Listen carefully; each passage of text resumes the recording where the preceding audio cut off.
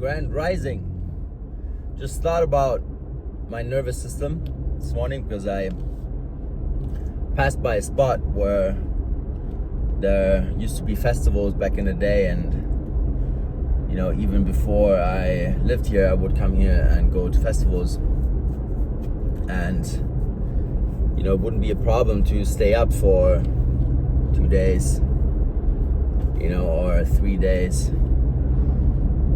And yeah, like more than 15 years ago, I would even do like 5 days, which would be like, let's say, the maximum that I kind of put myself through.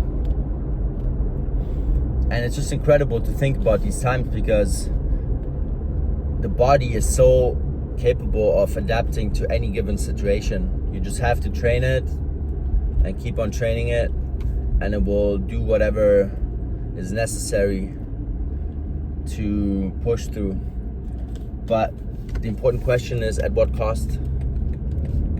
At what cost do you put your body, mind, and soul through these heavy times and unnecessary times? Because your body thinks it's stress, your body thinks it's unrest, it's restless. It thinks it's time to push hard because it's necessary. It's a time of fight or flight. But you're not hunting anything. You're not, looking for food for your family. You're not getting, or being attacked. Your tribe is not being attacked. You don't have to defend anyone. All you're doing is wasting your time on some fucking festival with people that probably don't care about you, and injecting poisons into your blood and swallowing toxins and unnecessary stressors for days. Your adrenal glands are screaming. Your kidneys and your liver are working at maximum capacity to get this stuff out of your system as good as possible, but none of the actual nutrition that you're ingesting, let's say you even eat healthy foods in the meantime and take your vitamins and stuff to keep going, it's also basically all just passing through and getting flushed out, because your body is so focused on getting these toxins in check. And when it's the situation that you have some heavy metals come in, or some soft metals, it stores them in places where it thinks that it's not toxic to the system, right? So that's why we have things being stored in the fat. That's why we have things stored in the tissue and in the bones. It's because your body is intelligent and it knows, okay, I'm not capable of getting rid of this at this moment, so let's store it somewhere where it doesn't hurt any organ, let's say, right?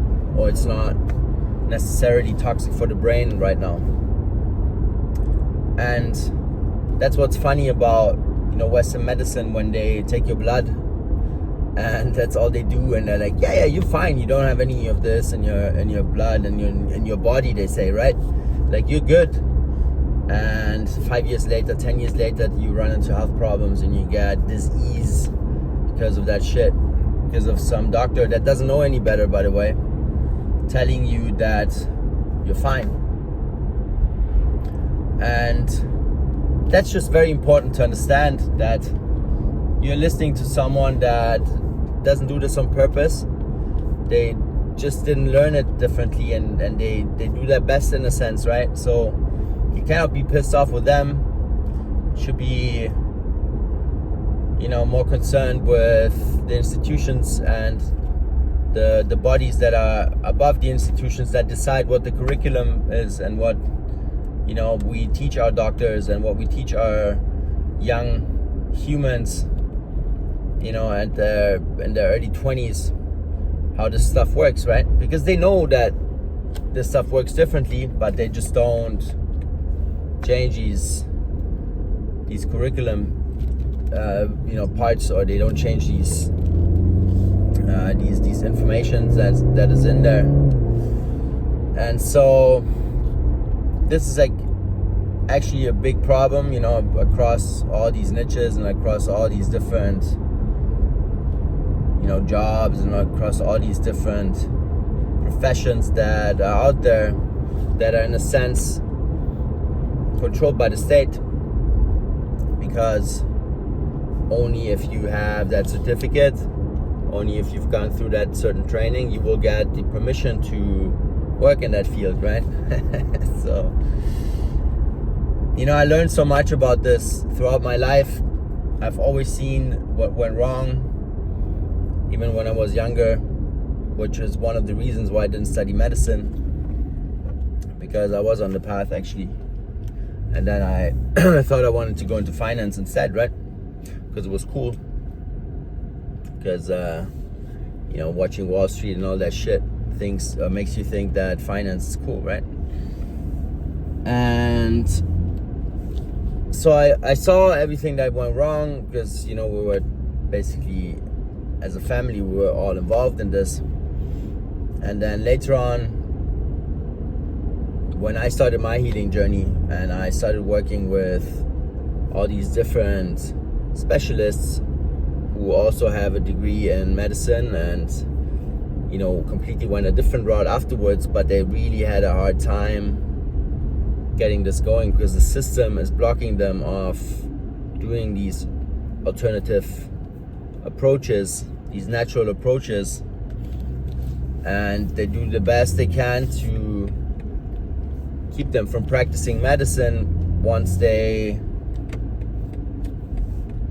see that there is someone that does things differently, and they don't like that, right? So they throw all these blocks in front of them. And I know that because I've been working with them like for myself, and we're friends now, so I know what goes on. And some of them are also family friends, so the conversations are different straight from the beginning.